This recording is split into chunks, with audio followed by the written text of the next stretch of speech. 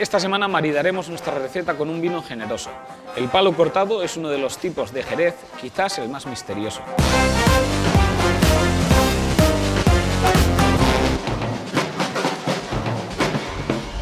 Marqués de Poley es una rareza dentro de la colección de las bodegas Toro Albalá, que suele ser reconocida por sus enormes PX dulces de añada y sus amontillados. Sacado de sus botas a finales del 2018, este palo cortado tiene una intensidad aromática fuera de lo común.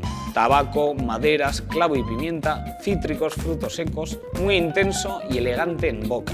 Marqués de Poley pertenece a la denominación de origen Montilla Moriles en Córdoba y está elaborado con la variedad de uva Pedro Ximénez.